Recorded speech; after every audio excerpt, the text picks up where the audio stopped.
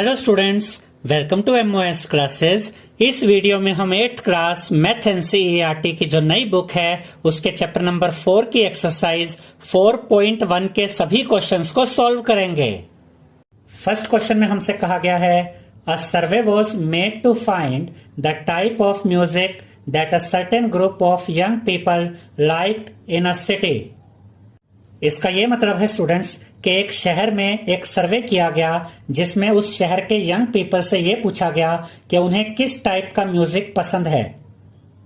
उसके बाद हमसे कहा गया है adjoining pie chart shows the findings of the survey. इसका ये मतलब है स्टूडेंट्स कि ये जो सर्वे है इस सर्वे का डाटा इस पाई चार्ट के द्वारा रिप्रेजेंट किया गया है। इस पाई चार्ट में आप देख सकते हैं कि 20% यंग पीपल को सेमी क्लासिकल म्यूजिक पसंद है और 10% यंग पीपल को क्लासिकल म्यूजिक पसंद है और 30% यंग पीपल को फोक म्यूजिक पसंद है और 40% यंग पीपल को लाइट म्यूजिक पसंद है। इस क्वेश्चन में टोटल 3 पार्ट्स हैं। अब हम 1 बाय 1 इन तीनों पार्ट्स को सॉल्व करेंगे। फर्स्ट पार्ट में हमसे कहा गया है If 20 people liked classical music, how many young people were surveyed? इसका ये मतलब है स्टूडेंट्स कि अगर 20 लोगों ने ये कहा है कि उन्हें क्लासिकल म्यूजिक पसंद है तो कितने लोगों का सर्वे हुआ था।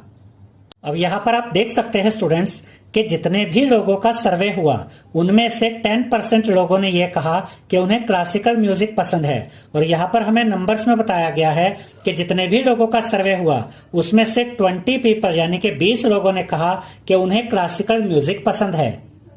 अब इस बात को हम दो तरह से कह सकते हैं कि जितने भी लोगों का सर्वे हुआ उनमें से 10% लोगों को क्लासिकल म्यूजिक पसंद है और जितने भी लोगों का सर्वे हुआ उसमें से 20 लोगों को यानी कि 20 पीपल को क्लासिकल म्यूजिक पसंद है।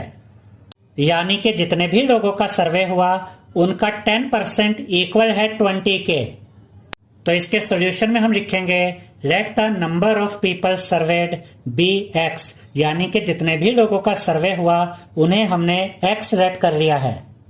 और जैसा कि अभी हमने आपको यह समझाया था स्टूडेंट्स कि जितने भी लोगों का सर्वे हुआ उसका 10% इक्वल है 20 के। तो यहां पर हम लिखेंगे 10% of x is equal to 20। x का 10% निकालने के लिए यहां पर हम लिखेंगे 10/100 मल्टीप्लाई बाय x। ये इज इक्वल टू का साइन यहां पर एज इट इज आएगा और ये 20 भी यहां पर एज इट इज आ जाएगा। अब हमें तो x की वैल्यू फाइंड करनी है तो x को यहां पर हम एज इट इज रखेंगे, इज इक्वल टू का साइन भी एज इट इज आएगा और ये 20 भी अपनी जगह पर रहेगा। अब यहां पर आप देख सकते हैं स्टूडेंट्स कि 10/100 मल्टीप्लाई हो रहा है x के साथ। तो जब हम 10/100 को राइट हैंड साइड में लेकर आएंगे तो यहां पर हम ये मल्टीप्लाई का साइन लगाएंगे और इस 10/100 का यहां पर रेसिप्रोकल हो जाएगा। तो यहां पर हम लिखेंगे 100/10। अब देखिए स्टूडेंट्स इस 0 से ये 0 कट जाएगी। अब यहां पर बचा 20 मल्टीप्लाई बाय 10। जब आप 20 को मल्टीप्लाई करेंगे 10 के साथ तो आपको मिलेगा 200। तो यहां पर आप लिखेंगे x इज इक्वल टू 200। तो x की वैल्यू हमें मिल गई है 200 और x हमने किसे रेट किया था, नंबर ऑफ पीपल सर्वेड को हमने x रेट किया था, यानी कि टोटल 200 पीपल का सर्वे हुआ। तो यहां पर हम लिखेंगे therefore number of young people served is equal to 200, यानी कि 200 यंग पीपल का सर्वे हुआ। यहां पर भी आप यंग पीपल लिखिएगा स्टूडेंट्स, यहां पर यंग लिखना मिस हो गया है। सेकेंड पार्ट में हमसे पूछा गया है which type of music is liked by the maximum number of people, यानी कि किस तरह का म्यूजिक ज्यादातर लोगों के द्वारा पसंद किया जाता है। आप यहां पर देख सकते हैं स्टूडेंट्स कि इस पाई चार्ट में सबसे बड़ा पोर्शन, सबसे बड़ा पार्ट ये है जो लाइट म्यूजिक का है और 40% यंग पीपल के द्वारा लाइट म्यूजिक पसंद किया जाता है। तो इसके आंसर में हम लिखेंगे लाइट म्यूजिक, यानी कि ज्यादातर लोगों के द्वारा लाइट म्यूजिक पसंद किया जाता है। थर्ड पार्ट में हमसे कहा गया है If a cassette company were to make 1000 CDs, how many of each type would they make? इसका ये मतलब है स्टूडेंट्स कि अगर एक कैसेट कंपनी 1000 सीडीज बनाती है तो वो किस टाइप के म्यूजिक की कितनी सीडीज बनाएंगी। यानी कि 1000 सीडीज में से क्लासिकल म्यूजिक की कितनी सीडीज होंगी, सेमी क्लासिकल म्यूजिक की कितनी सीडीज होंगी, फोक म्यूजिक की कितनी सीडीज होंगी और लाइट म्यूजिक की कितनी सीडीज होंगी। तो सबसे पहले हम देखेंगे कि 1000 सीडीज में से क्लासिकल म्यूजिक की कितनी सीडीज होंगी। तो यहां पर हम लिखेंगे CDs of classical music is equal to 10% of 1000, क्योंकि इस पाई चार्ट से हमें यह पता चलता है कि जितने लोगों का सर्वे किया गया था उनमें से 10% पीपल यानी कि 10% लोग क्लासिकल म्यूजिक पसंद करते हैं। तो अगर 1000 सीडीज बनती है तो उसमें से 10% सीडीज क्लासिकल म्यूजिक की होंगी। 1000 का 10% फाइंड करने के लिए यहां पर हम लिखेंगे 10/100 मल्टीप्लाई बाय 1000। अब देखिए स्टूडेंट्स, इन दो जीरो से ये दो जीरो कट जाएंगी। अब यहां पर बचा 10 मल्टीप्लाई बाय 10, और जब आप 10 को मल्टीप्लाई करेंगे 10 के साथ तो आपको मिलेगा 100। तो यहां पर आप लिखेंगे 100। तो 1000 सीडीज में से 100 सीडीज क्लासिकल म्यूजिक की होंगी। अब हम देखेंगे कि 1000 सीडीज में से सेमी क्लासिकल म्यूजिक की कितनी सीडीज होंगी। तो यहां पर हम लिखेंगे CDs of semi classical music is equal to 20% of 1000, क्योंकि पाई चार्ट में हमें यह दिया गया है कि 20% पीपल सेमी क्लासिकल म्यूजिक को पसंद करते हैं। 1000 का 20% फाइंड करने के लिए यहां पर हम लिखेंगे 20/100 मल्टीप्लाई बाय 1000। अब देखिए स्टूडेंट्स, इन दो जीरो से ये दो जीरो कट जाएंगी। अब यहां पर बचा 20 मल्टीप्लाई बाय 10। जब आप 20 को मल्टीप्लाई करेंगे 10 के साथ तो आपको मिलेगा 200। तो यहां पर आप लिखेंगे 200, यानी कि 1000 में से 200 सीडीज सेमी क्लासिकल म्यूजिक की होंगी। उसके बाद हम लिखेंगे CDs of folk music is equal to 30% of 1000, क्योंकि पाई चार्ट में हमें यह दिया गया है कि 30% पीपल फोक म्यूजिक लाइक करते हैं। 1000 का 30% फाइंड करने के लिए यहां पर हम लिखेंगे 30/100 मल्टीप्लाई बाय 1000। अब देखिए स्टूडेंट्स, इन दो जीरो से ये दो जीरो कट जाएंगी। अब यहां पर बचा 30 मल्टीप्लाई बाय 10। जब आप 30 को मल्टीप्लाई करेंगे 10 के साथ तो आपको मिलेगा 300। तो यहां पर आप लिखेंगे 300, यानी कि 1000 सीडीज में से 300 सीडीज फोक म्यूजिक की होंगी। उसके बाद हम लिखेंगे CDs of light music is equal to 40% of 1000, क्योंकि पाई चार्ट में हमें यह दिया गया है कि 40% पीपल लाइट म्यूजिक पसंद करते हैं। 1000 का 40% फाइंड करने के लिए यहां पर हम लिखेंगे 40/100 मल्टीप्लाई बाय 1000। अब देखिए स्टूडेंट्स, इन दो जीरो से ये दो जीरो कट जाएंगी। अब यहां पर बचा 40 मल्टीप्लाई बाय 10। जब आप 40 को मल्टीप्लाई करेंगे 10 के साथ तो आपको मिलेगा 400। तो यहां पर आप लिखेंगे 400, यानी कि 1000 सीडीज में से 400 सीडीज लाइट म्यूजिक की होंगी। सेकंड क्वेश्चन में हमसे कहा गया है a group of 360 people were asked to vote for their favourite season from the 3 seasons rainy, winter and summer. इसका ये मतलब है स्टूडेंट्स कि 360 लोगों से ये पूछा गया कि उन्हें कौन सा सीजन पसंद है, रेनी सीजन, विंटर सीजन या समर सीजन। और इस सर्वे का डाटा यहाँ पर हमें दिया गया है। 90 लोगों का वोट समर सीजन के लिए था, यानी कि 90 लोगों ने कहा कि उन्हें समर सीजन पसंद है। 120 लोगों का वोट रेनी सीजन के लिए था, यानी कि 120 लोगों ने यह कहा कि उन्हें रेनी सीजन पसंद है। और 150 लोगों का वोट विंटर सीजन के लिए था, यानी कि 150 लोगों ने यह कहा कि उन्हें विंटर सीजन पसंद है। इस क्वेश्चन में टोटल 3 पार्ट्स हैं। फर्स्ट पार्ट में हमसे पूछा गया है विच season got the most votes, यानी कि कौन से सीजन को सबसे ज्यादा वोट मिले। इस टेबल में आप देख सकते हैं स्टूडेंट्स कि सबसे ज्यादा वोट्स विंटर सीजन को मिले हैं 150 वोट्स। तो यहां पर आंसर में हम लिखेंगे विंटर। सेकेंड पार्ट में हमसे कहा गया है find the central angle of each sector, इसका ये मतलब है स्टूडेंट्स कि हमें इन तीनों सीजन्स का सेंट्रल एंगल फाइंड करना है। इस एक्सरसाइज की इंट्रोडक्शन वीडियो में हमने आपको ये सिखाया था स्टूडेंट्स कि सेंट्रल एंगल कैसे फाइंड करते हैं। तो सबसे पहले आप ये टेबल बनाएंगे जिसमें 4 कॉलम्स होंगे। फर्स्ट कॉलम में आप यहाँ पर लिखेंगे सीजन और यहाँ पर लिखेंगे समर, रेनी, विंटर। सेकंड कॉलम में यहाँ पर आप लिखेंगे नंबर ऑफ वर्ड्स और यहाँ पर आप लिखेंगे 90, 120, 150। यानी कि समर सीजन को 90 वर्ड्स मिले, रेनी सीजन को 120 वर्ड्स मिले और विंटर सीजन को 150 वर्ड्स मिले। थर्ड कॉलम में यहां पर आप लिखेंगे इन फ्रैक्शन, यानी कि हम इस डाटा को फ्रैक्शन में कन्वर्ट करेंगे। तो सबसे पहले हम इस डाटा का सम फाइंड करेंगे और जब हम 90, 120 और 150 को ऐड करेंगे तो हमें मिलेगा 360। अब हम 90 को फ्रैक्शन में कन्वर्ट करेंगे तो यहां पर हम लिखेंगे 90 अपॉन 360, यानी कि यहां पर हमें जो सम मिला था इन तीनों डाटा को ऐड करके वो 360 हम यहां पर अपॉन में यानी कि डिनोमिनेटर में लिखेंगे। अब देखिए स्टूडेंट्स, इस 0 से ये 0 कट जाएगी। अब यहां पर बचा 9 अपॉन 36। अब 9 और 36 को आपस में सॉल्व किया जा सकता है क्योंकि ये दोनों नंबर्स 3 की टेबल में भी आते हैं और 9 की टेबल में भी आते हैं। तो आप इन दोनों नंबर्स को 3 से भी काट सकते हैं और 9 से भी काट सकते हैं। हम इन दोनों नंबर्स को 9 से काटेंगे। अब देखिए 9 1 जा 9 और यहां पर देखिए 9 4 जा 36। तो यहां पर बचा 1/4, तो यहां पर हम लिखेंगे 1/4। तो जब हमने 90 को फ्रैक्शन में कन्वर्ट किया तो हमें आंसर मिला 1/4। अब हम 120 को फ्रैक्शन में कन्वर्ट करेंगे। इसके लिए यहां पर हम लिखेंगे 120 अपॉन 360। अब देखिए स्टूडेंट्स, इस 0 से ये 0 कट जाएगी।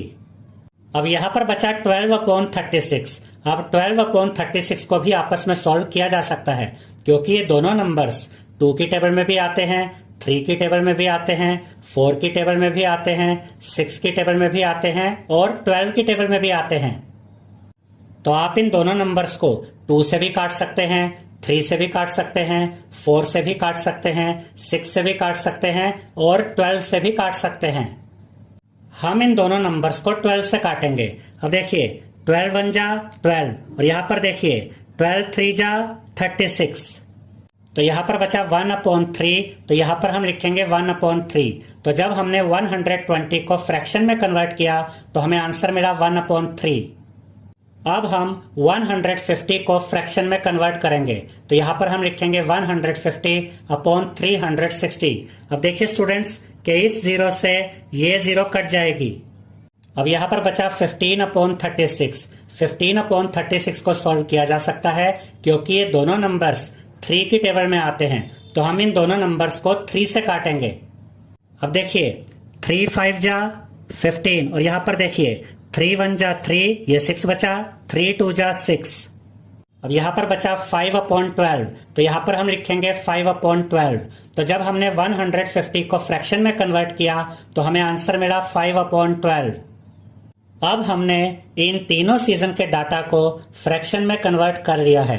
अब हम इन तीनों सीजन के सेंट्रल एंगल फाइंड करेंगे। अब यहां पर यानी कि 4th कॉलम में हम लिखेंगे सेंट्रल एंगल। अब देखिए स्टूडेंट्स, यहां पर फ्रैक्शन है 1/4। अब इसका सेंट्रल एंगल फाइंड करने के लिए यहां पर हम लिखेंगे 1/4 और इसे मल्टीप्लाई कर देंगे 360 डिग्री के साथ। अब 360 और 4 को आपस में सॉल्व किया जा सकता है क्योंकि ये दोनों नंबर्स 2 की टेबल में भी आते हैं और 4 की टेबल में भी आते हैं। तो आप इन दोनों नंबर्स को 2 से भी काट सकते हैं और 4 से भी काट सकते हैं। हम इन दोनों नंबर्स को 4 से काटेंगे। अब देखिए 4 1 जा 4 और यहां पर देखिए 4 9 जा 36, ये 0 बचा, ये 0 यहां पर आ जाएगा। तो यहां पर हमें मिला 90 डिग्री, तो यहां पर हम लिखेंगे 90 डिग्री। तो समर सीजन का सेंट्रल एंगल हमें मिल गया है 90 डिग्री। अब यहां पर फ्रैक्शन है 1/3, तो यहां पर हम लिखेंगे 1/3 मल्टीप्लाई बाय 360 डिग्री। अब देखिए स्टूडेंट्स, 360 और 3 को आपस में सॉल्व किया जा सकता है क्योंकि ये दोनों नंबर्स 3 की टेबल में आते हैं। तो हम इन दोनों नंबर्स को 3 से काटेंगे।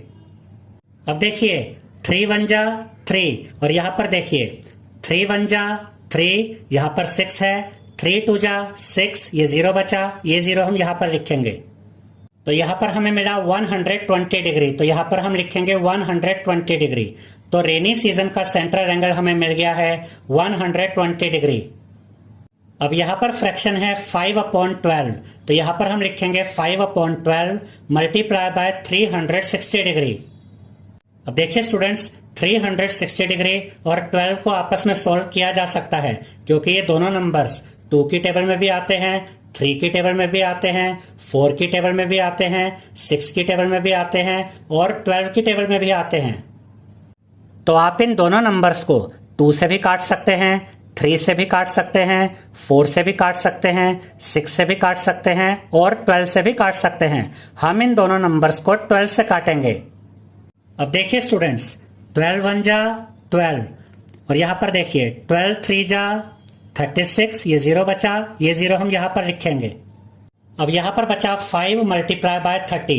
जब आप 5 को मल्टीप्लाई करेंगे 30 के साथ तो आपको मिलेगा 150, तो यहां पर आप लिखेंगे 150 डिग्री।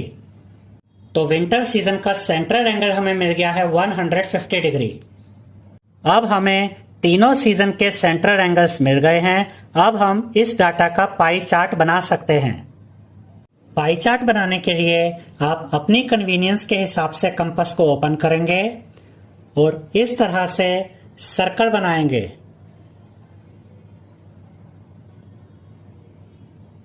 यहां पर आप देख सकते हैं स्टूडेंट्स कि ये सर्कल का सेंटर है। अब हम इस सर्कल की रेडियस ड्रॉ करेंगे। अब हम इस सर्कल की रेडियस ड्रॉ कर रहे हैं। अब यहां पर 3 सेंट्रल एंगल्स हैं। अब आप इनमें से कौन सा सेंट्रल एंगल पहले बनाना चाहते हैं ये आप डिसाइड कर सकते हैं।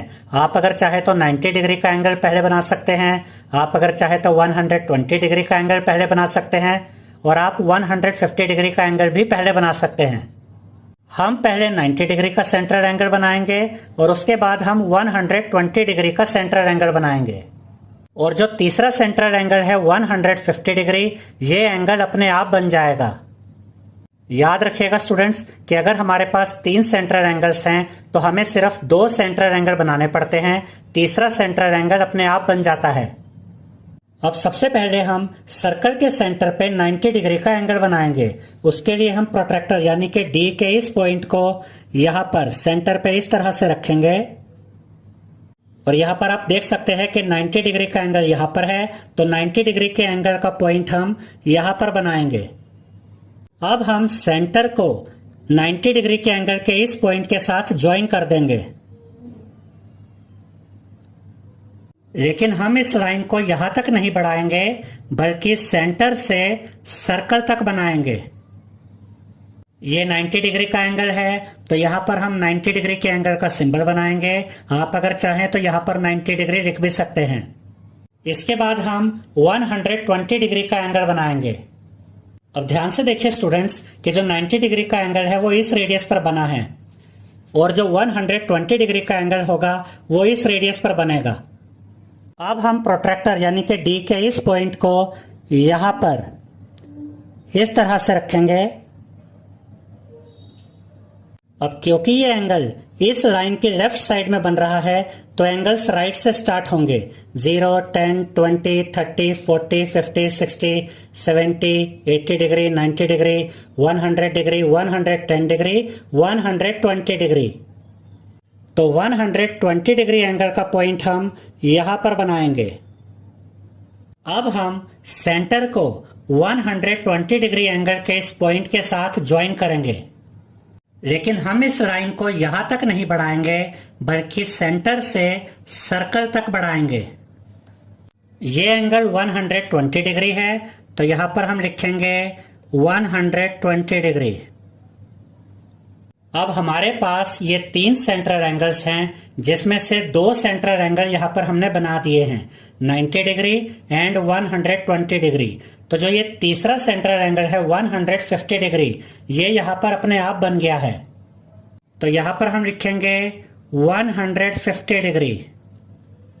अब यहाँ पर आप देख सकते हैं स्टूडेंट्स कि 90 डिग्री का सेंट्रल एंगल समर सीजन के लिए है, तो यहाँ पर हम लिखेंगे समर। और 120 डिग्री का सेंट्रल एंगल रेनी सीजन के लिए है, तो यहाँ पर हम लिखेंगे रेनी। और 150 डिग्री का सेंट्रल एंगल विंटर सीजन के लिए है, तो यहाँ पर हम लिखेंगे विंटर। तो इस क्वेश्चन के थर्ड पार्ट में हमसे इस डाटा का पाई चार्ट बनाने के लिए कहा गया था, तो इस तरह से हमने ये पाई चार्ट भी बना दिया है। थर्ड क्वेश्चन में हमसे कहा गया है draw a pie chart showing the following information. इसका ये मतलब है स्टूडेंट्स कि यहाँ पर हमें जो इंफॉर्मेशन दी गई है हमें उसके अकॉर्डिंग पाई चार्ट ड्रॉ करना है। The table shows the colours preferred bye a group of people. इस टेबल में हमें जो डाटा दिया गया है स्टूडेंट्स, उसमें हमें यह बताया गया है कि कितने लोग कौन सा कलर पसंद करते हैं। जैसे कि यहाँ पर आप देख सकते हैं कि 18 पीपल 18 लोग ब्लू कलर पसंद करते हैं, 9 पीपल ग्रीन कलर पसंद करते हैं, 6 पीपल रेड कलर पसंद करते हैं, 3 पीपल येलो कलर पसंद करते हैं। और यहाँ पर आप देख सकते हैं कि नंबर ऑफ पीपल है 36, यानी कि ये डाटा 36 पीपल का है, 36 लोगों का है। तो सबसे पहले हम एक टेबल बनाएंगे और इस टेबल में 4 कॉलम्स होंगे। फर्स्ट कॉलम में हम लिखेंगे colours, blue, green, red, yellow. Second column में हम लिखेंगे नंबर ऑफ पीपल, 18, 9, 6, 3, यानी कि 18 पीपल ब्लू कलर को लाइक करते हैं, 9 पीपल ग्रीन कलर को लाइक करते हैं, 6 पीपल रेड कलर को लाइक करते हैं और 3 पीपल येलो कलर को लाइक करते हैं। थर्ड कॉलम में यहाँ पर हम लिखेंगे इन फ्रैक्शन, और ये जो डाटा यहाँ पर हमें दिया गया है हम इस डाटा को फ्रैक्शन में कन्वर्ट करेंगे, फ्रैक्शन में चेंज करेंगे। सबसे पहले आप इस डाटा का सम फाइंड करेंगे, यानी कि आप इन चारों नंबर्स को ऐड करेंगे तो आपको मिलेगा 36। अब 18 को फ्रैक्शन में कन्वर्ट करने के लिए यहाँ पर हम लिखेंगे 18/36, यानी कि इस डाटा का जो सम है वो यहाँ पर डिनोमिनेटर में आएगा। अब देखिए स्टूडेंट्स, 18 और 36 को आपस में सॉल्व किया जा सकता है, क्योंकि ये दोनों नंबर्स 2 की टेबल में भी आते हैं, 3 की टेबल में भी आते हैं, 6 की टेबल में भी आते हैं और 9 की टेबल में भी आते हैं। तो आप इन दोनों नंबर्स को 2 से भी काट सकते हैं, 3 से भी काट सकते हैं, 6 से भी काट सकते हैं और 9 से भी काट सकते हैं। हम इन दोनों नंबर्स को 9 से काटेंगे। अब देखिए 9 2 जा 18 और यहाँ पर देखिए 9 4 जा 36। अब यहाँ पर बचा 2/4। 2/4 को भी सॉल्व किया जा सकता है, क्योंकि ये दोनों नंबर्स 2 की टेबल में आते हैं, तो हम इन दोनों नंबर्स को 2 से काटेंगे। अब देखिए 2 1 जा 2 और यहाँ पर देखिए 2 2 जा 4, तो यहाँ पर बचा 1/2, तो यहाँ पर हम लिखेंगे 1/2। तो जब हमने 18 को फ्रैक्शन में कन्वर्ट किया तो हमें मिला 1/2। अब हम 9 को फ्रैक्शन में कन्वर्ट करेंगे तो यहाँ पर हम लिखेंगे 9/36। 9/36 को सॉल्व किया जा सकता है, क्योंकि ये दोनों नंबर्स 3 की टेबल में भी आते हैं और 9 की टेबल में भी आते हैं। तो आप इन दोनों नंबर्स को 3 से भी काट सकते हैं और 9 से भी काट सकते हैं। हम इन दोनों नंबर्स को 9 से काटेंगे। अब देखिए 9 1 जा 9 और यहाँ पर देखिए 9 4 जा 36, तो यहाँ पर बचा 1/4, तो यहाँ पर हम लिखेंगे 1/4। अब हम 6 को फ्रैक्शन में कन्वर्ट करेंगे, तो यहाँ पर हम लिखेंगे 6/36। 6/36 को भी सॉल्व किया जा सकता है, क्योंकि ये दोनों नंबर्स 2 की टेबल में भी आते हैं, 3 की टेबल में भी आते हैं और 6 की टेबल में भी आते हैं। तो आप इन दोनों नंबर्स को 2 से भी काट सकते हैं, 3 से भी काट सकते हैं और 6 से भी काट सकते हैं। हम इन दोनों नंबर्स को 6 से काटेंगे। अब देखिए स्टूडेंट्स, 6 1 जा 6 और यहाँ पर देखिए 6 6 जा 36, तो यहाँ पर बचा 1/6, तो यहाँ पर हम लिखेंगे 1/6। अब हम 3 को फ्रैक्शन में कन्वर्ट करेंगे, तो यहाँ पर हम लिखेंगे 3/36। अब देखिए स्टूडेंट्स, 3/36 को सॉल्व किया जा सकता है, क्योंकि ये दोनों नंबर्स 3 की टेबल में आते हैं, तो हम इन दोनों नंबर्स को 3 से काटेंगे। अब देखिए 3 1 जा 3 और यहाँ पर देखिए 3 1 जा 3, ये 6 बचा, 3 2 जा 6। अब यहां पर हमें मिला 1/12, तो यहां पर हम लिखेंगे 1/12। तो इस तरह से हमने इस डाटा को फ्रैक्शन में कन्वर्ट कर दिया है। अब हम इन चारों का सेंट्रल एंगल फाइंड करेंगे। तो फोर्थ कॉलम में यहां पर हम लिखेंगे सेंट्रल एंगल। अब यहां पर फ्रैक्शन है 1/2, तो यहां पर हम लिखेंगे 1/2 और इसे मल्टीप्लाई कर देंगे 360 डिग्री के साथ। अब देखिए स्टूडेंट्स, 360 और 2 को आपस में सॉल्व किया जा सकता है क्योंकि ये दोनों नंबर्स 2 की टेबल में आते हैं, तो हम इन दोनों नंबर्स को 2 से काटेंगे। अब देखिए 2 1 जा 2। अब यहां पर देखिए 2 1 जा 2, 3 में से 2 गया 1 बचा, 1 and 6 16, 2 8 जा 16, ये 0 बचा, ये 0 हम यहां पर लिखेंगे। तो यहां पर हमें मिला 180 डिग्री, तो यहां पर हम लिखेंगे 180 डिग्री। तो ब्लू कलर के लिए सेंट्रल एंगल हमें मिल गया है 180 डिग्री। अब यहां पर फ्रैक्शन है 1/4, तो यहां पर हम लिखेंगे 1/4 और इसे मल्टीप्लाई कर देंगे 360 डिग्री के साथ। अब देखिए स्टूडेंट्स, 360 और 4 को आपस में सॉल्व किया जा सकता है क्योंकि ये दोनों नंबर्स 2 की टेबल में भी आते हैं और 4 की टेबल में भी आते हैं। तो आप इन दोनों नंबर्स को 2 से भी काट सकते हैं और 4 से भी काट सकते हैं। हम इन दोनों नंबर्स को 4 से काटेंगे। अब देखिए 4 1 जा 4 और यहां पर देखिए 4 9 जा 36, ये 0 बचा, ये 0 हम यहां पर लिखेंगे। तो यहां पर हमें मिला 90 डिग्री, तो यहां पर हम लिखेंगे 90 डिग्री। तो ग्रीन कलर का सेंट्रल एंगल हमें मिल गया है 90 डिग्री। अब यहां पर फ्रैक्शन है 1/6, तो यहां पर हम लिखेंगे 1/6 और इसे मल्टीप्लाई करेंगे 360 डिग्री के साथ। अब देखिए स्टूडेंट्स, 360 और 6 को आपस में सॉल्व किया जा सकता है क्योंकि ये दोनों नंबर्स 2 की टेबल में भी आते हैं, 3 की टेबल में भी आते हैं और 6 की टेबल में भी आते हैं। आप इन दोनों नंबर्स को 2 से भी काट सकते हैं, 3 से भी काट सकते हैं और 6 से भी काट सकते हैं। हम इन दोनों नंबर्स को 6 से काटेंगे। अब देखिए 6 1 जा 6 और यहां पर देखिए 6 6 जा 36, ये 0 बचा, ये 0 यहां पर आ जाएगा। तो यहां पर हमें मिला 60 डिग्री, तो यहां पर हम लिखेंगे 60 डिग्री। तो रेड कलर का सेंट्रल एंगल हमें मिल गया है 60 डिग्री।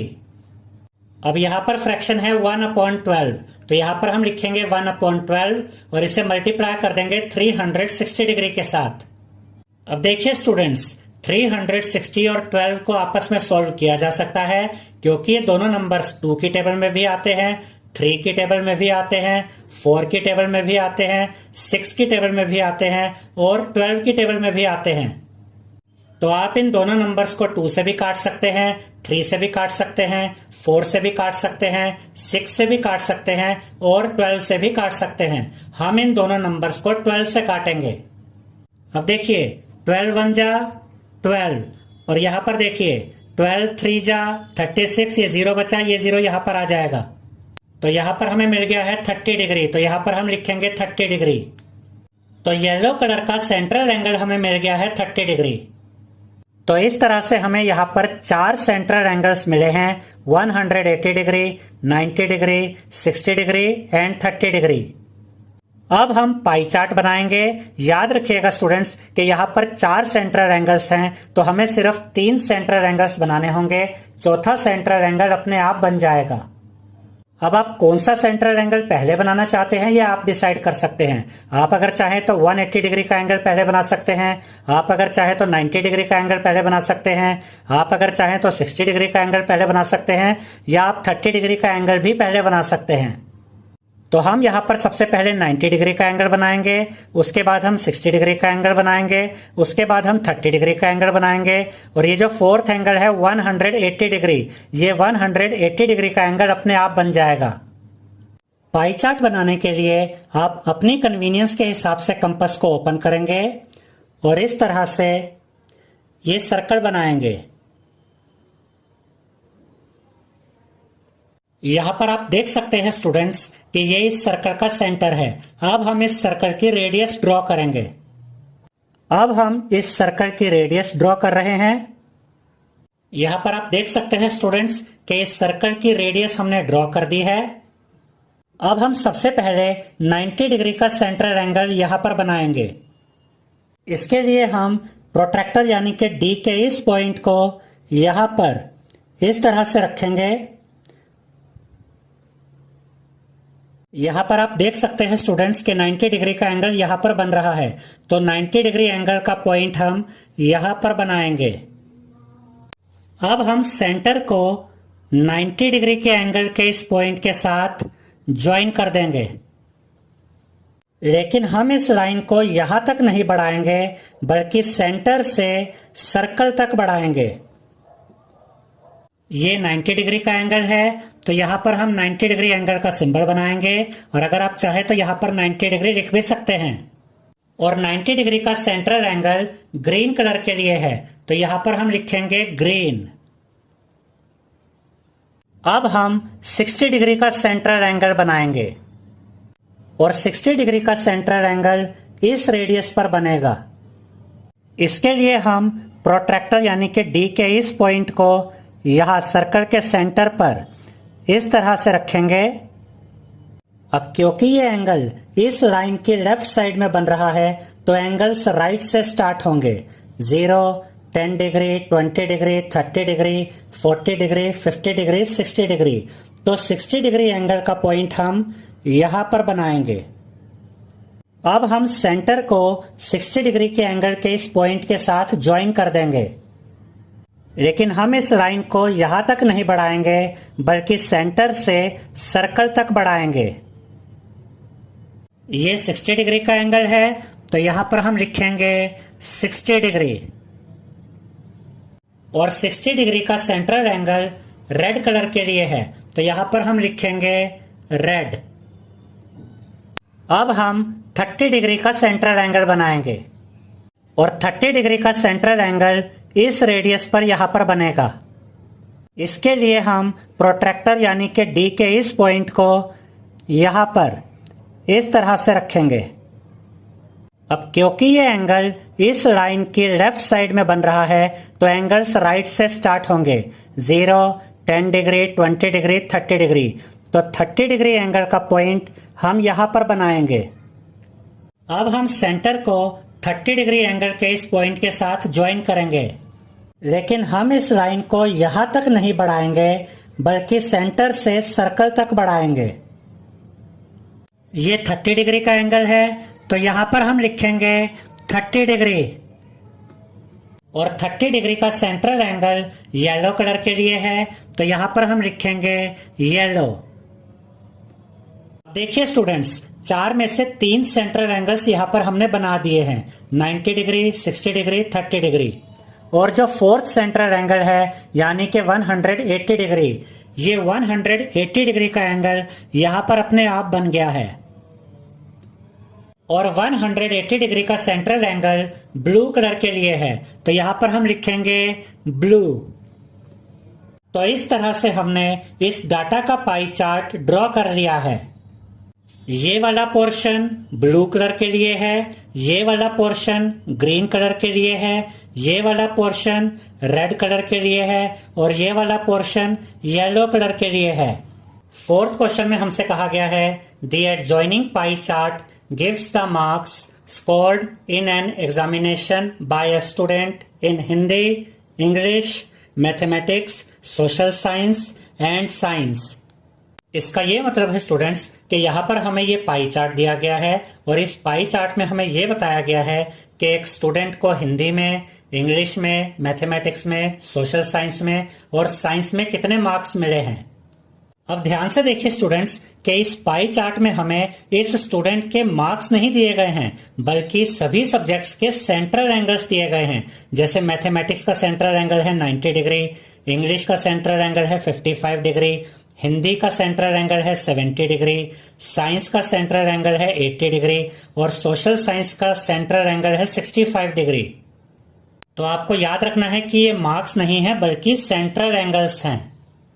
उसके बाद हमसे कहा गया है if the total marks obtained by the student were 540 answer the following questions. इसका ये मतलब है कि इस स्टूडेंट को सभी सब्जेक्ट्स में जो मार्क्स मिले हैं उनका सम 540 है, यानी कि इस स्टूडेंट को टोटल 540 मार्क्स मिले हैं। अब इस क्वेश्चन में टोटल 3 पार्ट्स हैं, यानी कि हमें 3 क्वेश्चंस के आंसर देने हैं। अब हम 1 बाय 1 इन तीनों क्वेश्चंस को सॉल्व करेंगे। फर्स्ट पार्ट में हमसे पूछा गया है, in which subject did the student score 105 marks, यानी कि इस स्टूडेंट को कौन से सब्जेक्ट में 105 मार्क्स मिले हैं। अब सबसे पहले हम ये पता करेंगे कि इस स्टूडेंट को सभी सब्जेक्ट्स में कितने मार्क्स मिले हैं, यानी कि हिंदी में कितने मार्क्स मिले हैं, इंग्लिश में कितने मार्क्स मिले हैं, मैथमेटिक्स, सोशल साइंस और साइंस में कितने मार्क्स मिले हैं। और उससे हमें यह पता चल जाएगा कि इस स्टूडेंट को 105 मार्क्स कौन से सब्जेक्ट में मिले हैं। तो इसके लिए यहाँ पर हम ये टेबल बनाएंगे जिसमें 4 कॉलम्स होंगे। फर्स्ट कॉलम में यहाँ पर हम लिखेंगे सब्जेक्ट और यहाँ पर हम लिखेंगे English, Hindi, science, social science, mathematics. Second column में यहाँ पर हम लिखेंगे central angle 55 degree, 70 degree, 80 degree, 65 degree, 90 degree, यानी कि इंग्लिश का सेंट्रल एंगल है 55 डिग्री, हिंदी का सेंट्रल एंगल है 70 डिग्री, साइंस का सेंट्रल एंगल है 80 डिग्री, सोशल साइंस का सेंट्रल एंगल है 65 डिग्री और मैथमेटिक्स का सेंट्रल एंगल है 90 डिग्री। अब हम इन सभी सेंट्रल एंगल्स को फ्रैक्शन में कन्वर्ट करेंगे। तो थर्ड कॉलम में यहां पर हम लिखेंगे इन फ्रैक्शन। अब यहां पर सबसे पहला सेंट्रल एंगल है 55 डिग्री। 55 डिग्री को फ्रैक्शन में कन्वर्ट करने के लिए यहां पर हम लिखेंगे 55 डिग्री अपॉन 360 डिग्री। याद रखिएगा स्टूडेंट्स कि किसी भी सेंट्रल एंगल को फ्रैक्शन में कन्वर्ट करने के लिए आप उस सेंट्रल एंगल को डिवाइड करते हैं 360 डिग्री से। अब हम 55 डिग्री को डिवाइड करेंगे 360 डिग्री से। अब देखिए स्टूडेंट्स, 55 और 360 को आपस में सॉल्व किया जा सकता है क्योंकि ये दोनों नंबर्स 5 की टेबल में आते हैं। तो हम इन दोनों नंबर्स को 5 से काटेंगे। अब देखिए 5 1 जा 5, ये 5 बचा, 5 1 जा 5। अब यहां पर देखिए 5 7 जा 35, 36 में से 35 गया, 1 बचा, 1 and 0 10, 5 2 जा 10। तो जब हमने 55 को डिवाइड किया 360 से तो हमें मिला 11/72। तो यहां पर हम लिखेंगे 11/72। तो इस तरह से हमने इस सेंट्रल एंगल को फ्रैक्शन में कन्वर्ट कर दिया है। अब हम 70 डिग्री को फ्रैक्शन में कन्वर्ट करेंगे। तो इसके लिए यहां पर हम लिखेंगे 70 डिग्री अपॉन 360 डिग्री। अब देखिए स्टूडेंट्स, इस 0 से ये 0 कट जाएगी। अब यहां पर बचा 7/36 और 7/36 को आगे सॉल्व नहीं किया जा सकता है क्योंकि ये दोनों नंबर्स किसी भी एक नंबर की टेबल में नहीं आते हैं। तो यहां पर हम लिखेंगे 7/36। तो जब हमने 70 डिग्री को फ्रैक्शन में कन्वर्ट किया तो हमें मिला 7/36। अब हम 80 डिग्री को फ्रैक्शन में कन्वर्ट करेंगे। तो यहां पर हम लिखेंगे 80 डिग्री अपॉन 360 डिग्री। अब देखिए स्टूडेंट्स, इस 0 से ये 0 कट जाएगी। अब यहां पर बचा 8/36। 8/36 को सॉल्व किया जा सकता है क्योंकि ये दोनों नंबर्स 2 की टेबल में भी आते हैं और 4 की टेबल में भी आते हैं। तो हम इन दोनों नंबर्स को 2 से भी काट सकते हैं और 4 से भी काट सकते हैं। हम इन दोनों नंबर्स को 4 से काटेंगे। अब देखिए 4 2 जा 8 और यहां पर देखिए 4 9 जा 36। अब यहां पर हमें मिला 2/9। तो यहां पर हम लिखेंगे 2/9। तो जब हमने 80 डिग्री को फ्रैक्शन में कन्वर्ट किया तो हमें मिला 2/9। अब हम 65 डिग्री को फ्रैक्शन में कन्वर्ट करेंगे। तो यहां पर हम लिखेंगे 65 डिग्री अपॉन 360 डिग्री। अब हम 65 को डिवाइड करेंगे 360 से। अब देखिए स्टूडेंट्स, ये दोनों नंबर्स 5 की टेबल में आते हैं। तो हम इन दोनों नंबर्स को 5 से काटेंगे। अब देखिए 5 1 जा 5, 6 में से 5 गया, 1 बचा, 1 and 5 15, 5 3 जा 15। अब यहां पर देखिए 5 7 जा 35, 36 में से 35 गया, 1 बचा, 1 and 0 10, 5 2 जा 10। तो जब हमने 65 को डिवाइड किया 360 से तो हमें मिला 13/72। तो यहां पर हम लिखेंगे 13/72। अब हम 90 डिग्री को फ्रैक्शन में कन्वर्ट करेंगे। तो यहां पर हम लिखेंगे 90 डिग्री अपॉन 360 डिग्री। अब देखिए स्टूडेंट्स, इस 0 से ये 0 कट जाएगी।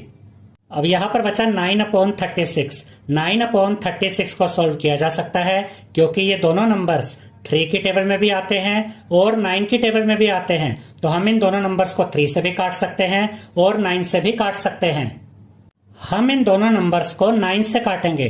अब देखिए 9 1 जा 9 और यहां पर देखिए 9 4 जा 36, तो यहां पर हमें मिला 1/4, तो यहां पर हम लिखेंगे 1/4। तो इस तरह से हमने इन सभी सेंट्रल एंगल्स को फ्रैक्शन में कन्वर्ट कर दिया है। अब हम इन सभी फ्रैक्शंस को मार्क्स में कन्वर्ट करेंगे, तो फोर्थ कॉलम में यहां पर हम लिखेंगे मार्क्स ऑब्टेन्ड। अब सबसे पहले हम 11/72 को मार्क्स में कन्वर्ट करेंगे, तो यहां पर हम लिखेंगे 11/72 और इसे मल्टीप्लाई कर देंगे टोटल मार्क्स के साथ, यानी कि 540 के साथ। क्वेश्चन में हमें यह दिया गया है स्टूडेंट्स कि इस स्टूडेंट के 5 सब्जेक्ट्स में 540 मार्क्स आए हैं। अब देखिए स्टूडेंट्स 72 और 540 को आपस में सॉल्व किया जा सकता है क्योंकि ये दोनों नंबर्स 2 की टेबल में भी आते हैं, 3 की टेबल में भी आते हैं, 4 की टेबल में भी आते हैं और 6 की टेबल में भी आते हैं। तो आप इन दोनों नंबर्स को 2 से भी काट सकते हैं, 3 से भी काट सकते हैं, 4 से भी काट सकते हैं और 6 से भी काट सकते हैं। हम इन दोनों नंबर्स को 6 से काटेंगे। अब देखिए 6 1 जा 6, 7 में से 6 गया 1 बचा, 1 and 2 12, 6 2 जा 12। अब यहां पर देखिए 6 9 जा 54, ये 0 बचा, ये 0 यहां पर आ जाएगा। अब देखिए स्टूडेंट्स 90 और 12 को भी आपस में सॉल्व किया जा सकता है क्योंकि ये दोनों नंबर्स 2 की टेबल में भी आते हैं, 3 की टेबल में भी आते हैं और 6 की टेबल में भी आते हैं। तो आप इन दोनों नंबर्स को 2 से भी काट सकते हैं, 3 से भी काट सकते हैं और 6 से भी काट सकते हैं। हम इन दोनों नंबर्स को 6 से काटेंगे। अब देखिए 6 2 जा 12 और यहां पर देखिए 6 1 जा 6, 9 में से 6 गया 3 बचा, 3 and 0 30, 6 5 जा 30। अब देखिए स्टूडेंट्स 2 और 15 को आपस में सॉल्व नहीं किया जा सकता है। अब यहाँ न्यूमरेटर में 11 है और यहाँ न्यूमरेटर में 15 है। अब हम 11 को मल्टीप्लाई करेंगे 15 के साथ और जब आप 11 को मल्टीप्लाई करेंगे 15 के साथ तो आपको मिलेगा 165। अपोन में ये 2 है तो अपोन में ये 2 आ जाएगा। अब हम 165 को डिवाइड करेंगे 2 से। 2 8 जा 16 होता है, तो यहां पर हम लिखेंगे 16। 16 में से 16 माइनस करेंगे तो बचेगा 0। यहां पर ये 5 है तो ये 5 हम यहां पर लिखेंगे। 2 2 जा 4 होता है तो यहां पर हम लिखेंगे 4। 5 में से 4 माइनस करेंगे तो आपको मिलेगा 1। अब ये 1 इस 2 से छोटा है तो यहां पर हम डेसिमल लगाएंगे और यहां पर 0 आ जाएगा। अब ये 10 बन गया है। 2 5 जा 10 होता है तो यहां पर हम लिखेंगे 10। 10 में से 10 माइनस करेंगे तो यहां पर बचेगा 0। तो यहां पर हमें आंसर मिला है 82.5। तो यहां पर हम लिखेंगे 82.5, यानी कि इस स्टूडेंट को इंग्लिश में 82.5 मार्क्स मिले हैं। अब हम 7/36 को मार्क्स में कन्वर्ट करेंगे, तो उसके लिए यहां पर हम लिखेंगे 7/36 और इसे मल्टीप्लाई कर देंगे टोटल मार्क्स के साथ, यानी कि 540 के साथ।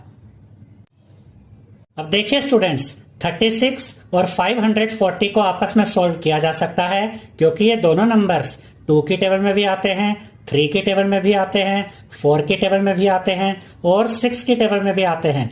तो आप इन दोनों नंबर्स को 2 से भी काट सकते हैं, 3 से भी काट सकते हैं, 4 से भी काट सकते हैं और 6 से भी काट सकते हैं। हम इन दोनों नंबर्स को 6 से काटेंगे।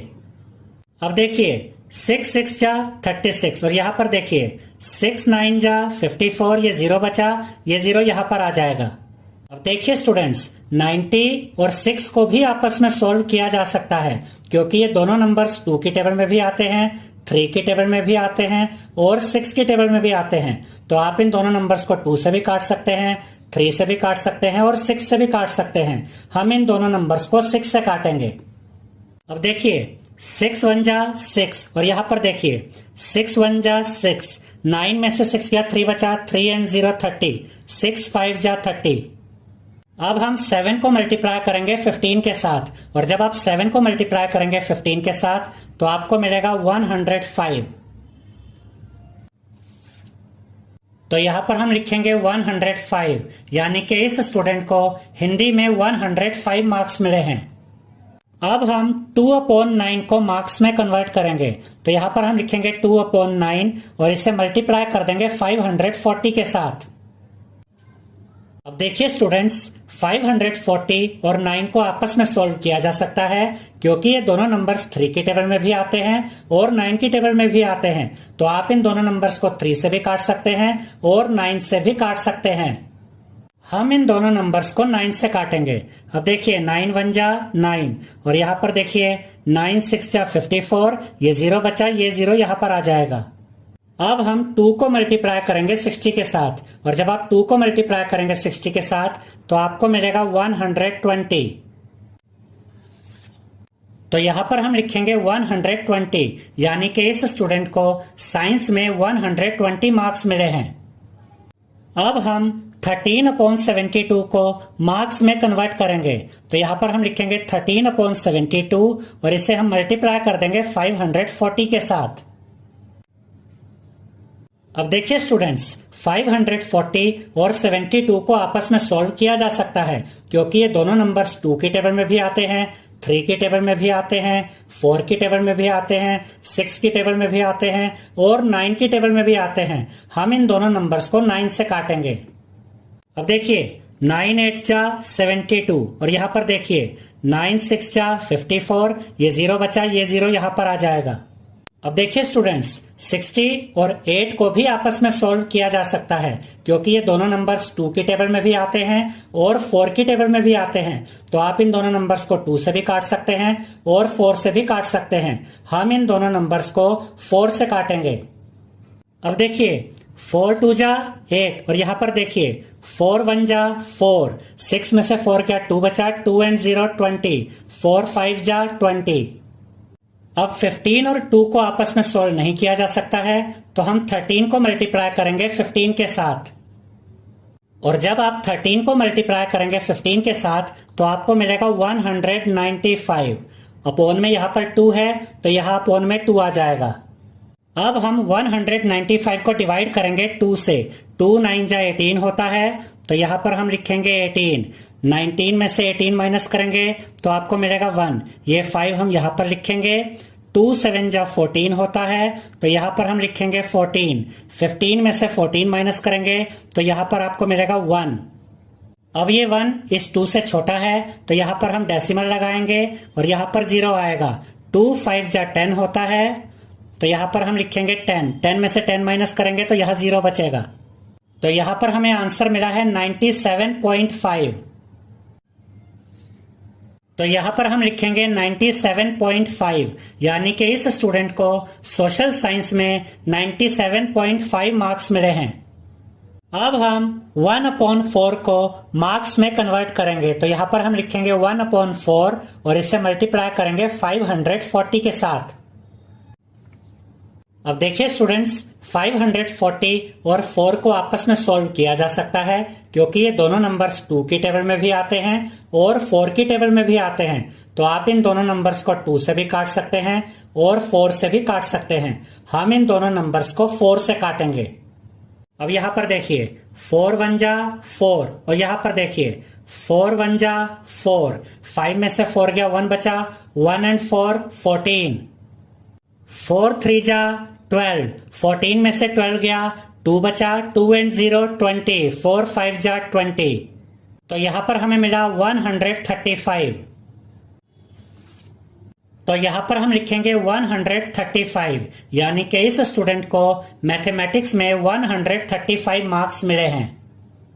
फर्स्ट पार्ट में हमसे ये पूछा गया था कि इस स्टूडेंट के कौन से सब्जेक्ट में 105 मार्क्स आए हैं। यहाँ पर आप देख सकते हैं कि हिंदी में इस स्टूडेंट के 105 मार्क्स आए हैं, तो यहाँ पर हम आंसर में लिखेंगे हिंदी। सेकेंड पार्ट में हमसे पूछा गया है how many more marks were obtained by the student in mathematics than in Hindi, यानी कि हमें यह बताना है कि इस स्टूडेंट को मैथमेटिक्स में हिंदी के कंपैरिजन में कितने मार्क्स ज्यादा मिले हैं। तो यहाँ पर हम लिखेंगे more marks obtained by the student in mathematics than in Hindi is equal to marks in mathematics minus marks in Hindi. इसका ये मतलब है स्टूडेंट्स कि अगर आप मैथमेटिक्स के मार्क्स में से माइनस कर देते हैं हिंदी के मार्क्स को, तो आपको ये पता चल जाएगा कि मैथमेटिक्स में हिंदी के कंपैरिजन में कितने मार्क्स ज्यादा आए हैं। मार्क्स इन मैथमेटिक्स की जगह यहां पर हम लिखेंगे 135, क्योंकि मैथमेटिक्स में 135 मार्क्स हैं। ये माइनस का साइन यहां पर एज इट इज आएगा। मार्क्स इन हिंदी की जगह यहां पर हम लिखेंगे 105, क्योंकि हिंदी में 105 मार्क्स हैं। और जब आप 135 में से माइनस करेंगे 105 को, तो आपको मिलेगा 30। तो यहां पर आप लिखेंगे 30, यानी कि इस स्टूडेंट के मैथमेटिक्स में हिंदी के कंपैरिजन में 30 मार्क्स ज्यादा आए हैं। थर्ड पार्ट में हमसे कहा गया है examine whether the sum of the marks obtained in social science and mathematics is more than that in science and Hindi। यानी कि हमें यह बताना है कि क्या सोशल साइंस और मैथमेटिक्स के मार्क्स का सम ज्यादा है साइंस और हिंदी के मार्क्स के सम से। यानी कि हम सोशल साइंस और मैथमेटिक्स के मार्क्स को ऐड करेंगे और उसके बाद हम साइंस और हिंदी के मार्क्स को ऐड करेंगे। उसके बाद हम ये चेक करेंगे कि क्या सोशल साइंस और मैथमेटिक्स के मार्क्स का सम साइंस और हिंदी के मार्क्स के सम से ज्यादा है या नहीं। तो पहले हम सोशल साइंस और मैथमेटिक्स के मार्क्स का सम निकालेंगे। तो यहां पर हम लिखेंगे sum of the marks in social science and mathematics is equal to 97.5 plus 135, क्योंकि सोशल साइंस में मार्क्स हैं 97.5 और मैथमेटिक्स में मार्क्स है 135। अब हम 97.5 और 135 को ऐड करेंगे।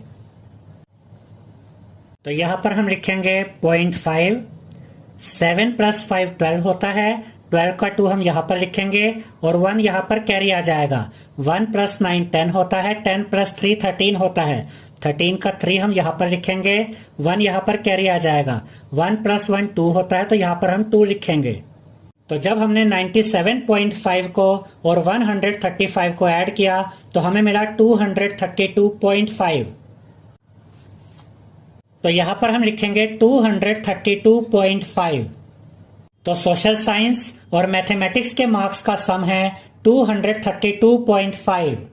अब हम साइंस और हिंदी के मार्क्स का सम फाइंड करेंगे। तो यहां पर हम लिखेंगे sum of the marks in science and Hindi is equal to 120 plus 105, क्योंकि साइंस में 120 मार्क्स हैं और हिंदी में 105 मार्क्स हैं। अब हम 120 और 105 को ऐड करेंगे तो हमें मिलेगा 225। तो यहां पर हम लिखेंगे 225। तो साइंस और हिंदी के मार्क्स का सम हमें मिल गया है 225। अब यहां पर आप देख सकते हैं स्टूडेंट्स कि 232.5 ज्यादा है 225 से। तो यहां पर हम लिखेंगे yes the sum of the marks obtained in social science and mathematics is more than that in science and Hindi। यानी कि सोशल साइंस और मैथमेटिक्स के मार्क्स का सम ज्यादा है साइंस और हिंदी के मार्क्स के सम से।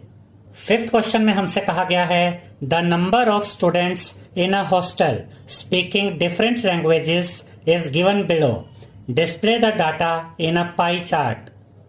इसका ये मतलब है कि एक हॉस्टल में कुछ स्टूडेंट्स हैं और ये स्टूडेंट्स डिफरेंट लैंग्वेजेस बोलते हैं। यानी कि ये स्टूडेंट्स अलग अलग लैंग्वेजेस बोलते हैं और इस टेबल में हमें ये डाटा दिया गया है। 40 स्टूडेंट्स हिंदी बोलते हैं, 12 स्टूडेंट्स इंग्लिश बोलते हैं, 9 स्टूडेंट्स मराठी बोलते हैं, 7 स्टूडेंट्स तमिल बोलते हैं और 4 स्टूडेंट्स बंगाली बोलते हैं और टोटल नंबर ऑफ स्टूडेंट्स है 72। और हमें इस डाटा को पाई चार्ट के द्वारा रिप्रेजेंट करना है। तो यहां पर हम दो काम करेंगे। सबसे पहले हम इस डाटा को यानी कि नंबर ऑफ स्टूडेंट्स को फ्रैक्शन में कन्वर्ट करेंगे और उसके बाद हम इन पांचों लैंग्वेजेस के यानी कि हिंदी, इंग्लिश, मराठी, तमिल और बंगाली के सेंट्रल एंगल फाइंड करेंगे। और जैसे ही हमें सेंट्रल एंगल मिल जाएंगे उसके बाद हम पाई चार्ट ड्रॉ कर सकते हैं। तो यहाँ पर हम ये टेबल बनाएंगे जिसमें 4 कॉलम होंगे। फर्स्ट कॉलम में यहाँ पर हम लिखेंगे लैंग्वेज और यहाँ पर हम लिखेंगे Hindi, English, Marathi, Tamil, Bengali. Second column में यहाँ पर हम लिखेंगे नंबर ऑफ स्टूडेंट्स और यहाँ पर हम लिखेंगे 40, 12, 9, 7, 4। यानी कि 40 स्टूडेंट्स हिंदी बोलते हैं, 12 स्टूडेंट्स इंग्लिश बोलते हैं, 9 स्टूडेंट्स मराठी बोलते हैं, 7 स्टूडेंट्स तमिल बोलते हैं और 4 स्टूडेंट्स बंगाली बोलते हैं। अब हम इस डाटा को फ्रैक्शन में कन्वर्ट करेंगे तो यहाँ पर हम लिखेंगे इन फ्रैक्शन। अब सबसे पहले यहाँ पर 40 है। 40 को फ्रैक्शन में कन्वर्ट करने के लिए हम 40 को डिवाइड करेंगे टोटल नंबर ऑफ स्टूडेंट्स से, यानी कि 72 से। अब देखिए स्टूडेंट्स, 40/72 को सॉल्व किया जा सकता है क्योंकि ये दोनों नंबर्स 2 की टेबल में भी आते हैं, 4 की टेबल में भी आते हैं और 8 की टेबल में भी आते हैं। तो आप इन दोनों नंबर्स को 2 से भी काट सकते हैं, 4 से भी काट सकते हैं और 8 से भी काट सकते हैं। हम इन दोनों नंबर्स को 8 से काटेंगे। अब देखिए 8 5 जा 40 और यहाँ पर देखिए 8 9 जा 72। तो यहाँ पर हमें मिला 5/9। तो यहां पर हम लिखेंगे 5/9। तो इस तरह से हमने 40 को फ्रैक्शन में कन्वर्ट कर दिया है। अब इसके बाद है 12। तो 12 को फ्रैक्शन में कन्वर्ट करने के लिए यहां पर हम लिखेंगे 12/72। अब देखिए स्टूडेंट्स, 12/72 को सॉल्व किया जा सकता है क्योंकि ये दोनों नंबर्स 2 की टेबल में भी आते हैं, 3 की टेबल में भी आते हैं, 4 की टेबल में भी आते हैं और 6 की टेबल में भी आते हैं। तो हम इन दोनों नंबर्स को 6 से काटेंगे। अब देखिए 6 2 जा 12 और यहाँ पर देखिए 6 1 जा 6, 7 में से 6 गया 1 बचा, 1 and 2 12, 6 2 जा 12। अब यहाँ पर बचा 2/12।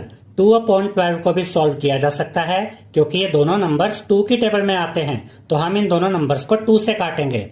अब देखिए 2 1 जा 2 और यहाँ पर देखिए 2 6 जा 12। तो यहाँ पर हमें मिला 1/6। तो यहां पर हम लिखेंगे 1/6। अब हम 9 को फ्रैक्शन में कन्वर्ट करेंगे तो यहां पर हम लिखेंगे 9/72।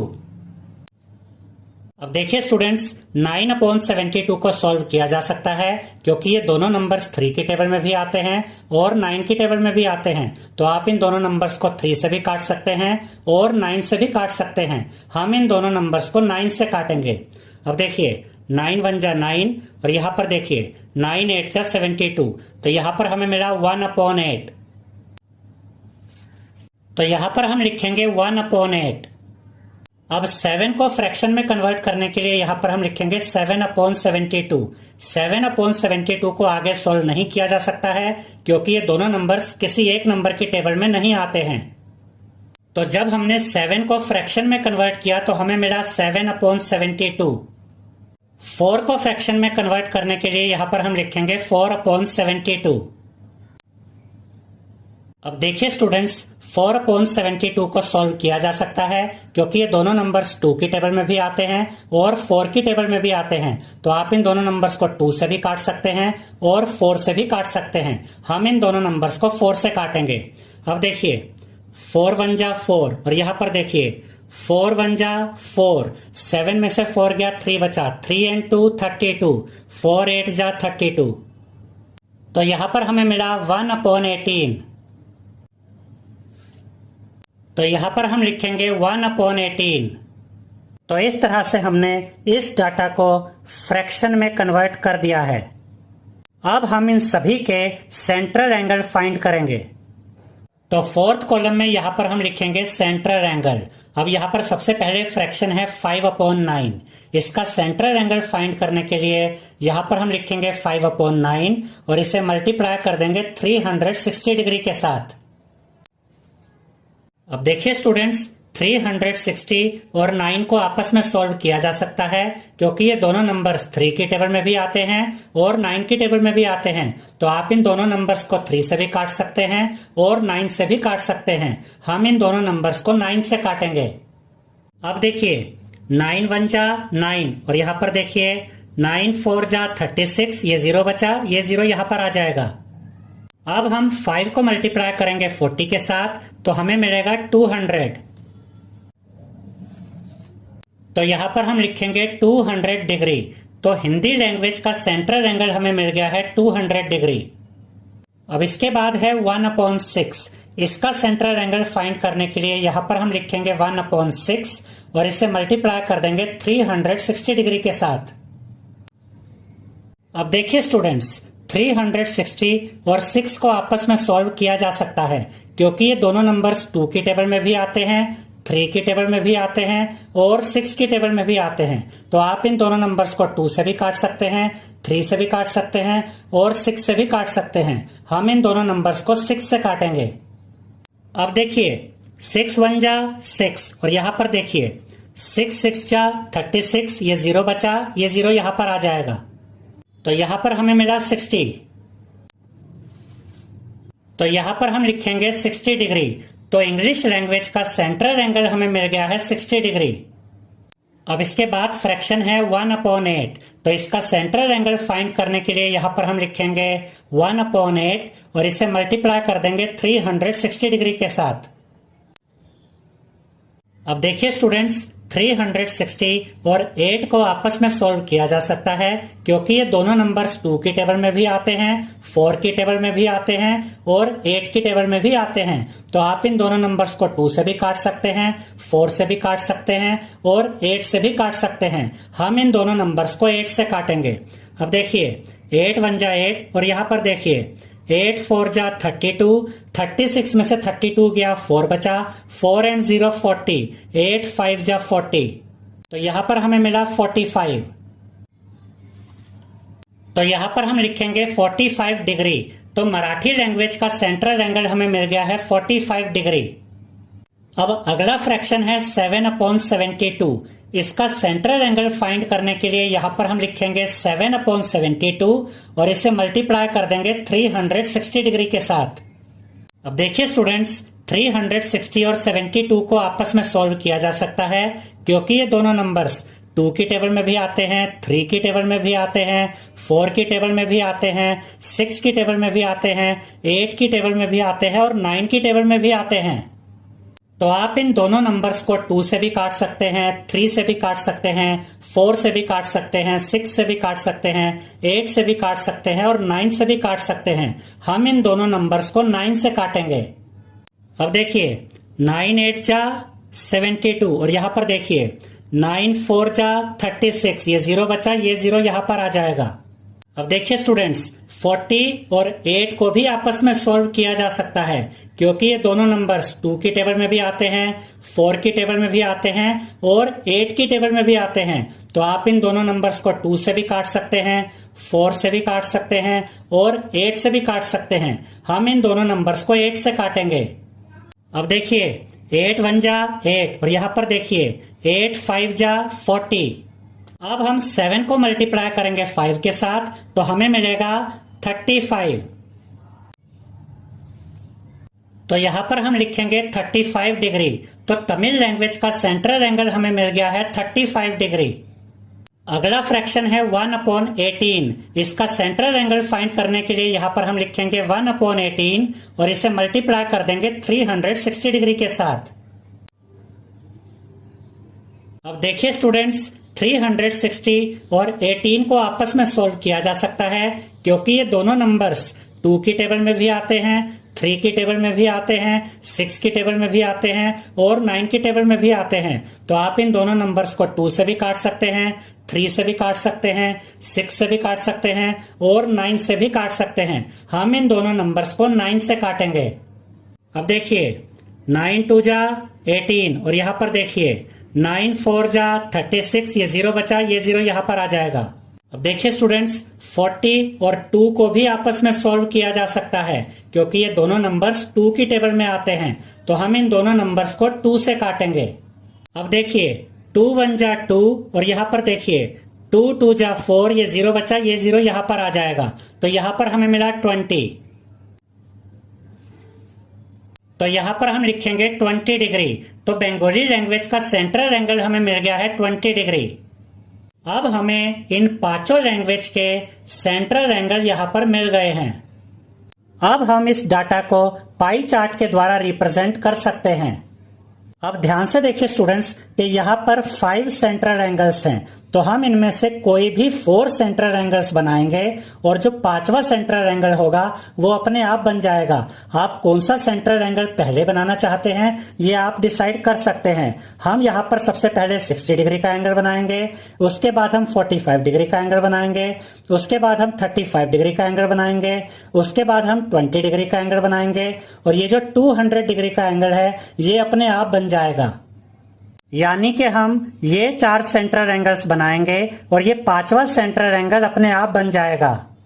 अब आप अपनी कन्वीनियंस के हिसाब से कंपास को ओपन करेंगे और इस तरह से ये सर्कल बनाएंगे।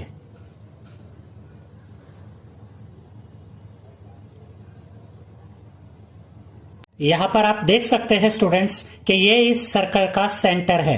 अब हम इस सर्कल की रेडियस ड्रॉ करेंगे। अब हम इस सर्कल की रेडियस ड्रॉ कर रहे हैं। अब हम 60 डिग्री का सेंट्रल एंगल इस रेडियस पर इस पॉइंट पर बनाएंगे। उसके लिए हम प्रोट्रैक्टर यानी कि डी के इस पॉइंट को यहां पर इस तरह से रखेंगे। अब क्योंकि ये एंगल इस लाइन की लेफ्ट साइड में बन रहा है तो एंगल्स राइट से स्टार्ट होंगे। 0, 10 degree, 20 degree, 30 degree, 40 degree, 50 degree, 60 degree.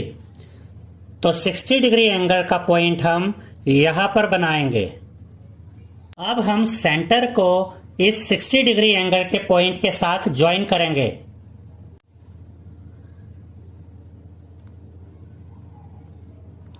लेकिन हम इस लाइन को यहां तक नहीं बढ़ाएंगे बल्कि सेंटर से सर्कल तक बढ़ाएंगे। अब ये 60 डिग्री का एंगल है तो यहां पर हम लिखेंगे 60 डिग्री और 60 डिग्री का सेंट्रल एंगल इंग्लिश लैंग्वेज के लिए है तो यहां पर हम लिखेंगे इंग्लिश। अब हम 45 डिग्री का सेंट्रल एंगल बनाएंगे जो मराठी लैंग्वेज के लिए है और ये 45 डिग्री का एंगल इस रेडियस पर इस पॉइंट पर बनेगा। इसके लिए हम प्रोट्रैक्टर यानी डी के इस पॉइंट को यहां पर इस तरह से रखेंगे।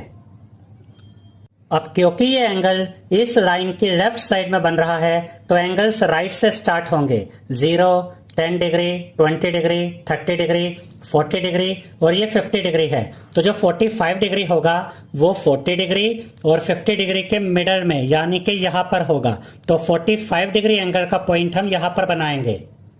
अब हम सेंटर को इस 45 डिग्री एंगल पॉइंट के साथ ज्वाइन करेंगे। लेकिन हम इस लाइन को यहां तक नहीं बढ़ाएंगे बल्कि सेंटर से सर्कल तक बढ़ाएंगे। अब ये 45 डिग्री एंगल है तो यहां पर हम लिखेंगे 45 डिग्री और 45 डिग्री का सेंट्रल एंगल मराठी लैंग्वेज के लिए है तो यहां पर हम लिखेंगे मराठी। तो यहां पर हमने लिख दिया है मराठी। अब हम 35 डिग्री का सेंट्रल एंगल बनाएंगे और ये सेंट्रल एंगल तमिल लैंग्वेज के लिए है और ये 35 डिग्री का सेंट्रल एंगल इस रेडियस पर इस पॉइंट पर बनेगा। तो हम प्रोट्रैक्टर यानी डी के इस पॉइंट को यहां पर इस तरह से रखेंगे। अब क्योंकि ये एंगल इस लाइन की लेफ्ट साइड में बन रहा है तो एंगल्स राइट से स्टार्ट होंगे। 0, 10 डिग्री, 20 डिग्री, 30 डिग्री, 40 डिग्री और जो 35 डिग्री का एंगल है वो 30 डिग्री और 40 डिग्री के मिडल में यानी कि यहां पर बनेगा। तो 35 डिग्री एंगल का पॉइंट हम यहां पर बनाएंगे। अब हम सेंटर को 35 डिग्री एंगल के इस पॉइंट के साथ ज्वाइन करेंगे। लेकिन हम इस लाइन को यहां तक नहीं बढ़ाएंगे बल्कि सेंटर से सर्कल तक बढ़ाएंगे। ये 35 डिग्री का एंगल है तो यहां पर हम लिखेंगे 35 डिग्री और 35 डिग्री का सेंट्रल एंगल तमिल लैंग्वेज के लिए है तो यहां पर हम लिखेंगे तमिल। तो यहां पर हमने लिख दिया है तमिल। अब हम 20 डिग्री का सेंट्रल एंगल बनाएंगे और 20 डिग्री का सेंट्रल एंगल बंगाली लैंग्वेज के लिए है और ये 20 डिग्री का सेंट्रल एंगल इस रेडियस पर इस पॉइंट पर बनेगा।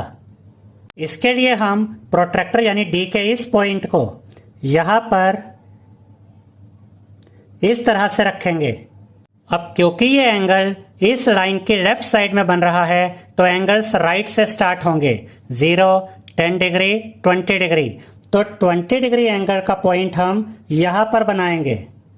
अब हम सेंटर को 20 डिग्री एंगल के इस पॉइंट के साथ ज्वाइन कर देंगे, लेकिन हम इस लाइन को यहां तक नहीं बढ़ाएंगे बल्कि सेंटर से सर्कल तक बढ़ाएंगे। अब ये 20 डिग्री का एंगल है तो यहां पर हम लिखेंगे 20 डिग्री, और 20 डिग्री का सेंट्रल एंगल बंगाली लैंग्वेज के लिए है तो यहां पर हम लिखेंगे बंगाली। तो यहां पर हमने लिख दिया है बंगाली। अब यहां पर 5 सेंट्रल एंगल्स थे जिनमें से 4 सेंट्रल एंगल्स हमने बना लिए हैं, 60 degree, 45 degree, 35 degree and 20 degree.